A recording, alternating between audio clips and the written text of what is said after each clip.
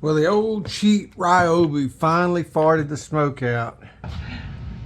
Burn it up. It put up a pretty good fight, but in the end, these drills are not designed to handle 25 volts for a racing RC battery. What I want to do now is something that I've always really wanted to do, and that's to cut open this and see if we can't figure out exactly how the hammer and anvil action works inside of this.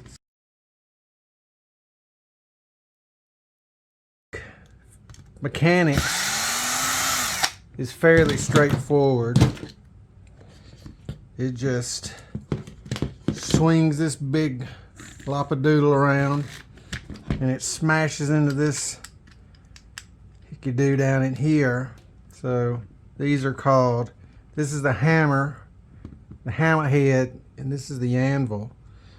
And the way it works is when it spins, so these planetary gears are spun by the pinion from the motor right there, and then it has a single reduction, and as this motor turns,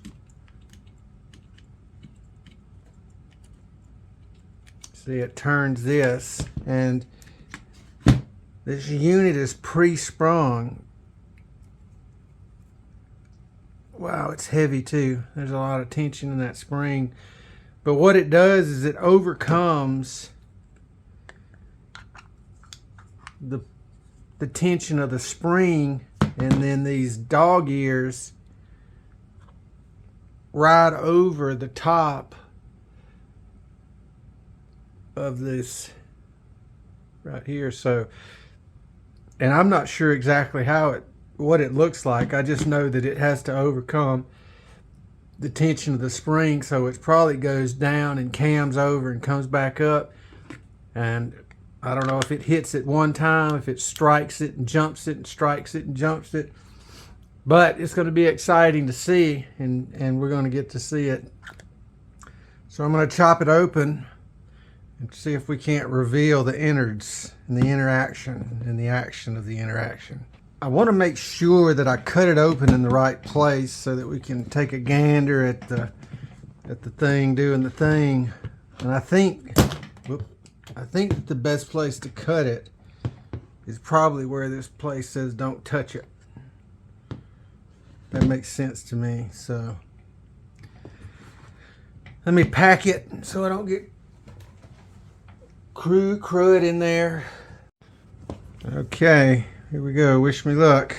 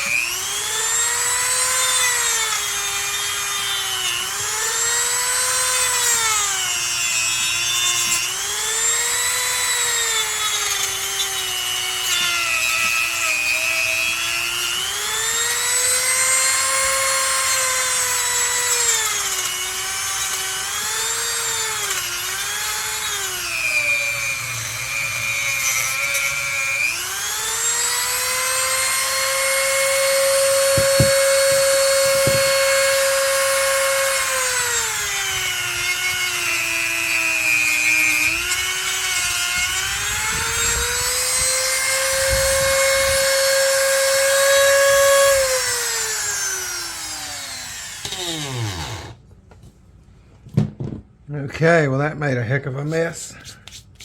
Probably should have not done this inside. Alright, so let's inspect our handiwork here. Hope I got down into it good enough. Yes, look at that. That should do the trick. So we can see that the thing swinging around. And I don't think I damaged it. Nah, I think it was, yes, yes. Hot diggity dang. Let's see. Let's put this unit in there and we can see when it turns. It's going to hit that and overcome the tension of it. Okay, so I'll come back when I get the rig set up.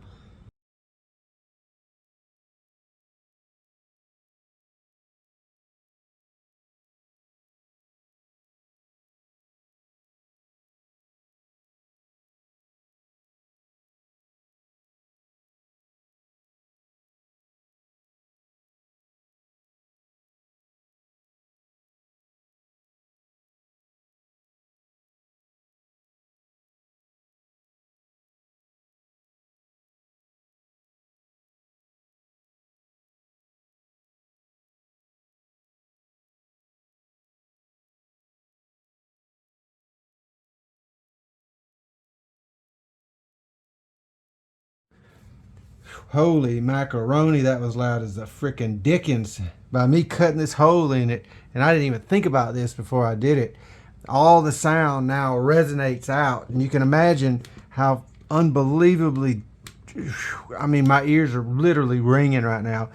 These powdered metal gears just slamming to each other at breakneck speed. You know, they say 3,000 times per minute, which is, you know, that seems a little far-fetched, like propaganda to me. But so what? How many times did the thing smack the thing doing the thing that it does?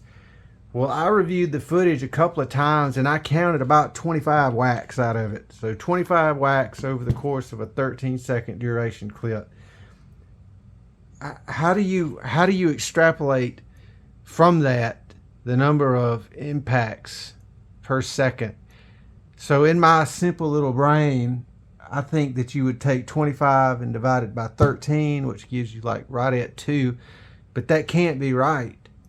You know, they say that this unit can do 3,000 licks over the course of 60 seconds.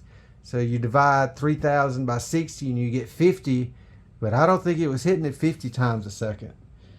It might have been hitting it more than 2, but I don't think it was doing no 50. Anyway, maybe somebody that's a little bit better at figuring than me can put the actual thing in there. But I feel like this is more box spec propaganda versus live actual use case of the tool. That was the first thing that I wanted to figure. And the second thing, the part that just has always just blown my mind, is how can these little high-speed motors with just about no torque overcome the spring tension of this. You know, it's so hard that I can't even hardly do it with my little fingers. So I have put together another test, and maybe we can try to deduce from that the actual torque that it takes to overcome the spring tension. And I'm thinking that it has to do with something, the rotating mass. So once this thing gets rocking and rolling in there, there's so much inertia from the spinning hammer that when it actually hits the anvil, or maybe this is the anvil and this is the hammer. Anyway, this big nug at the end, there's a lot of mass in that.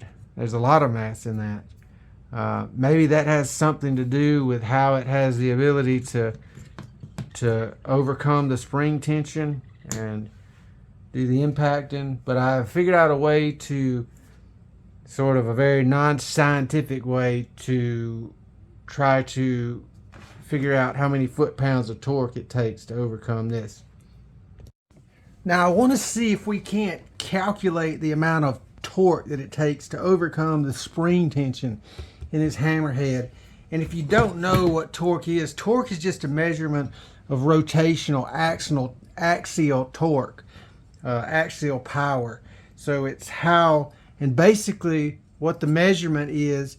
So if you take a 1 foot long stick and then you see how many pounds of pressure this rotating assembly can press down at 1 foot. So if we had a 1 foot stick sticking off this down here 1 foot, how hard it would be pushing down, that's the amount of foot-pounds of torque. And this little assembly, so to the end of this battery is right at about 7.5, maybe 8 inches. So we will be able to, let me take that off. So that's about 6.5 inches. So if we subtract whatever this is, or if we divide it by 2, basically that'll be the amount of torque that it takes to overcome it. So if we can, what I'm going to do is I'm going to turn this little dude. We're going to see how much pressure this thing applies to the scale.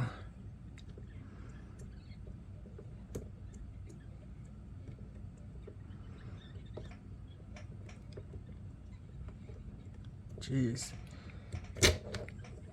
Man, that's hard on my fingers. My fingies.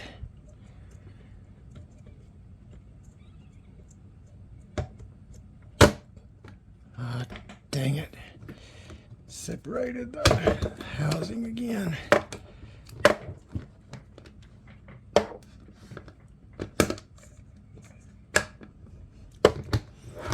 I've been having that trouble. Jeez, I'm having all kind of problems today. So my light just fell down on my noggin. The old devil don't want us to conduct our experiment. So here we go. One more try. Well, I'm going to keep going. This certainly won't be the last one. If this doesn't work, I'm going to do it again and again and again. Okay, 2 pounds. Oh, so a little over 2 pounds. It's not nearly as much as I was expecting.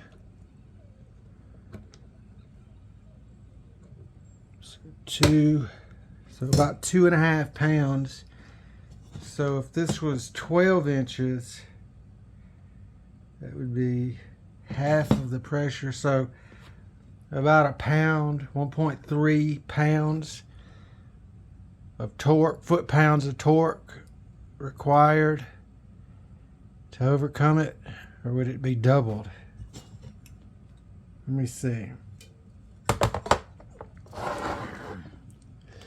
Let's see if I can.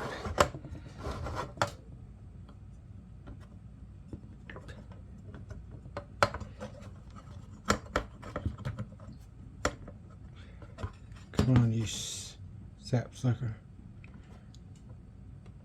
Why don't it just start on pounds? Nobody in America uses anything but pounds and ounces. Alright, so here we go.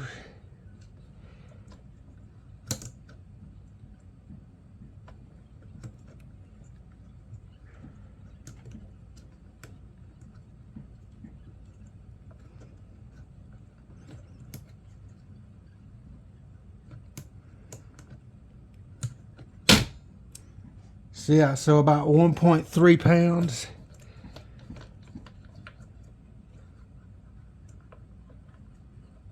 Maybe not.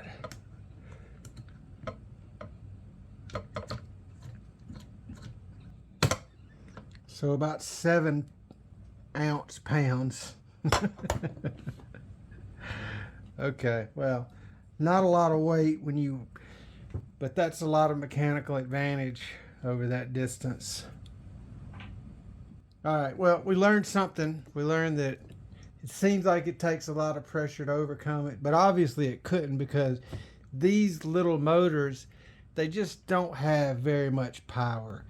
You know, they run like a scalded dog, but when it comes to torque, they ain't got much torque. An old timer told me way back when I used to race remote control cars, that a way that you can determine so the length of a motor affects the torque because of the way the windings and the stator and the rotor and all of that. You got more of a magnetic flux wave. So compact motor, less torque, bigger diameter, more speed. I don't know how true that is, but it was, you know, take it for the grain of salt. Anyway, till next time.